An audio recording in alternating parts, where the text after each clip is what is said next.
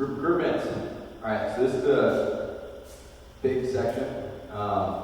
This is basically some of the, I would say, bread and butter of the phase 2, at least how we've taken teams super quickly through phase 2 to phase 3, and how we scale basically in about half the time that we took to get through phase 1, we can get through to phase 3 by running this. Okay? So, we talked about it a little bit. You're obviously going to set up the system. I showed you kind of what the outflow or the flow looks like. You guys are going to learn a lot more on how to exactly set it up tomorrow. However, when you're bringing in applications, there's a couple different sources that we like. If you're selling an info product, if you're selling a service, if you're selling, bring on, you have a higher ticket, more like intellectual product. It's complicated for some people. The best source that we've found, probably to date, is people that came to us wanting the product that we were offering, but were unqualified financially for it. That was hands down the best source of applicants for our sales team that we've ever found. Why? Because they wanted it, they couldn't get it, and now they get to come in and learn all about it and teach other people about it. Okay? Probably the best source that you could ever get, because people already like you, they want to work for you, they want the product, just couldn't buy it. Okay? So this is a fantastic area to find applications. Second, obviously, some of you guys have great following, social, post on social. That's it. The third, which is going to be in competition for your not financially fit clients, is going to be referrals for your sales team. Okay? Probably, depending on the caliber of your sales team, again, going to definitely compete for priority or primary source. Okay? Now, when you are pushing closers from closer to sales lead, one of the milestones, one of the objectives in their assessment that we've always liked to do is to essentially bring in 5 candidates to hire. Go out, recruit some people that you'd like to be on your team. They go out, they do the sourcing, they pull in some people, usually they pull in some killers, and they pull in people that they care about that they want to see do well. So when they move from closer to sales lead, guess what? They've got some new guys that they want to develop. They have something that they actually care about. It's not people they don't know, and they're excited to do it. Again, why the promotion, milestones, assessment is very important. Okay? So, applications come in, they get automatically qualified. You do the group interview, right? Submitted, qualified, offer made, start a new hire class. So let's jump into it. Benefits. Talk about it. Save hundreds of hours, shows you have freaking proof of demand. Competition, star candidates stand out quickly. You've got 50 people in a room, guess what? You're looking for salespeople, best ones are going to tell you who they are, real quick. They're going to ask questions, they're going to stand out, they're going to be interesting, they're going to 100% shine out. And if you're doing one-on-one interviews, you have nothing to compare against. Somebody could be great talking to you one-on-one, that's fine. Get them in front of another person and it's game over. Probably not going to be the best sales candidate for you. Okay? So you'll be able to screen a lot faster. Needs on this call. This is a Zoom call. You're literally going to pull up the documents that we're asking you to create today. Okay? You're going to have your completed KPI doc. You're going to show them. This is what red zone is. This is what we expect. This is green zone. This is what's going to happen if you're in red zone 2 times in a quarter. It means you're going to be terminated. It's just how it works. Right? It's how we do things. Okay? Compensation doc, obvious. You're going to show them their money, show them what they can make, show them proven statistics on obviously what they can make. So when they come in, they don't expect to make $1 million because your job pays $200K, right? They do really well. No idea how many times I've seen people, I mentioned this earlier, they're coming in wanting to make $400,000, $500,000, $600,000, $700,000, and that's not even in a world of possibility at this company. It's just not ever going to happen. Guess what? That person's going to get good, probably leave. Right? It's okay, but you can do a better job. Right? Promotion ladder, obviously, on that call, you want to show them how they can go through. Most companies, if somebody's super talented, extremely talented, Brian, this actually might be a good reference that may, yeah. So, the way I think about it is like if somebody's very talented, coming out of college, coming out of high school, whatever the case may be, right, and they're picking which team they actually want to go play for, right? Coach goes, hey, we're going to pay you this is going to be what you're going to do for us, this is going to be really cool, like we're the best, come to us.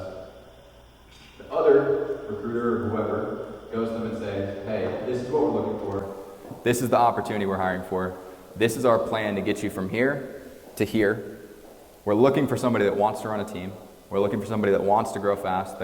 This is the plan. We have it laid out for you. Does this interest you? Where are they going to go? 100%. So that's how you pull in great talent early on.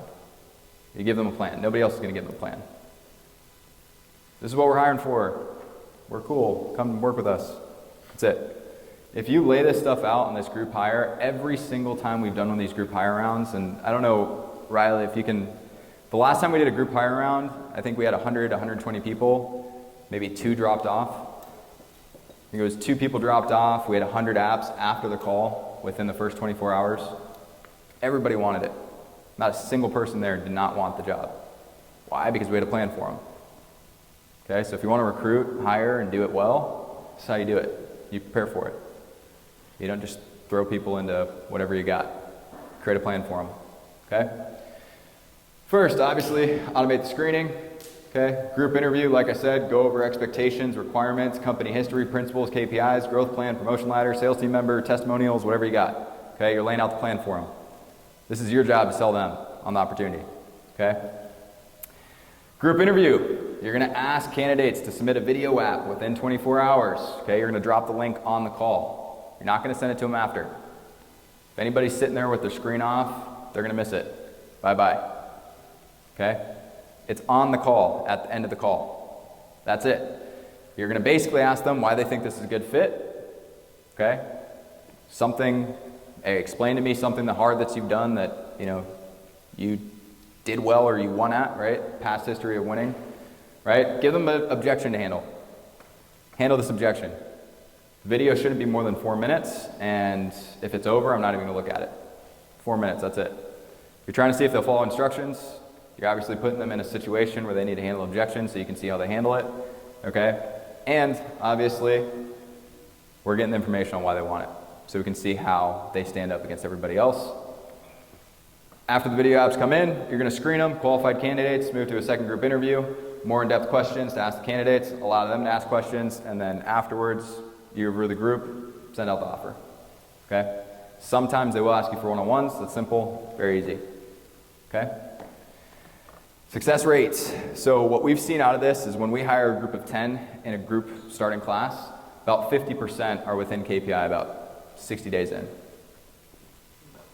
Okay, so if you're seeing a group of 5 people and they're not hitting your KPIs, either your KPIs are set way too high and you estimated, okay, incorrectly, or your process sucks for training them. Okay? So if they're coming in a group, they're starting a 30-day challenge in a group, they're competing for first, second, third slot, right? You're going to have people going balls to the wall to get through training, to get through stuff. If they've got a draw, they don't have to pay it back if they hit X milestone.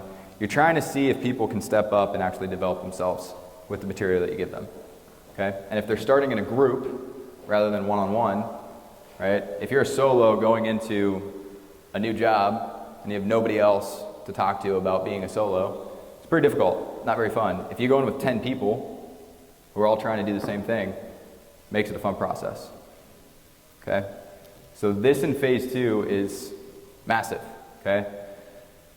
Sales acceleration formula has entire sections on both this and this. This is where I learned this stuff. This is how I got my interview questions. This is how I started to find people that I like to work with in sales. This is how I recruited. This is literally everything that book will teach you to you. Way better than I ever can, but this is how I got it. This is how I look for it.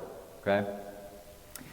In that second application, 1, you're going to ask them for a personality test. Very simple. They're going to fill it out. These are the 4 top best, basically, personality types that they say for sales, and I found it to be true. Okay? The second piece is you're looking for coachability, intelligence, work ethic, prior success, and curiosity. Okay? I'm not going to go into how to actually interview for this, but the book, if you read it, will tell you exactly how to do it. Okay? These are the traits you're looking for. All right. Hire with plan, when data tells you. So, big point about the pod structure.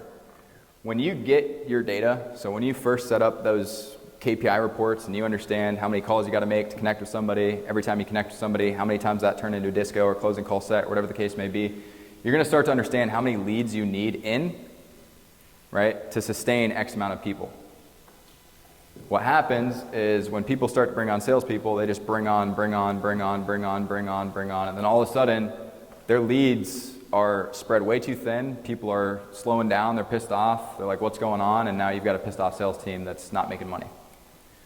What you need to do during this phase 2 model is in phase 1, you proved everything. You found your metrics, you figured stuff out, you set proper expectations, you set proper KPIs, you've got people making good money. Step 2 is to basically double those numbers. So if you're doing 1,000 leads, you need to do 2,000 before you can sustain a second team. Make sense? Cool. Now, there's 2 levers you can pull if you are not satisfied with how much money you got to spend in marketing to get X amount of leads to sustain your sales team. Okay? First lever, better systems, obviously. People are talking to leads once, dumping them, not going back. Yeah, you can do a lot better. If no shows are happening and you have no tracking or no show rebook cadence set up, obviously, you can sustain more reps, okay? If you don't have anything going on system-wise to help your team follow up or help them organize data and actually get them a better process at closing more deals out of the deals that you provide for them, right? That's your first step. If you have to produce 10,000 leads to sustain a team of 6, something's not right. It's a problem. It's not gonna work, okay? Second, better qualification process, better lead source, better lead quality. For you in the back, that's exactly what I was talking about.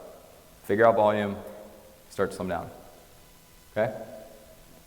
Cool. All right. This is exactly how we do our training setup. This is exactly how we build our production phase. This is exactly how we set up our challenges. Okay? Woo! Thanks, Akon. All right, so after this, we're going to send out a couple different assets. There's a lot that we've talked about. This is one of them. So we talked about the setup phase. We talked about the training phase. We talked about production. Production's your 30-day challenge. These 2 are basically just to get them ready. Okay? So new hire comes on. They go through everything. They get in. They start their day, right? Or start day 1 of their new hire. This is what they're going to set up.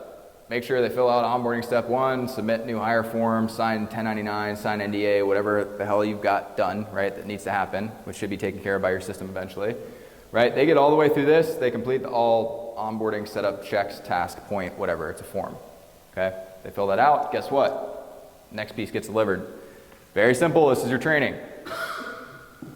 This is how you're gonna develop your training.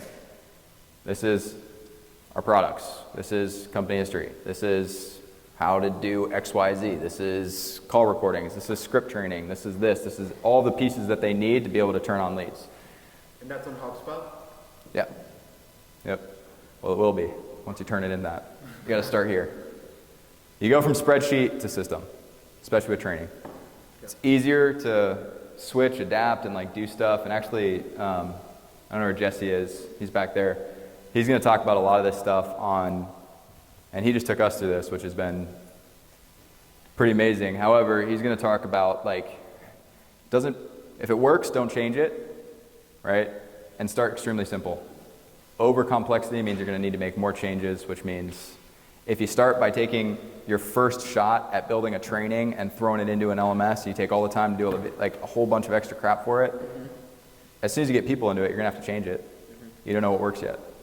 So you're going to start in spreadsheet. Last piece, production.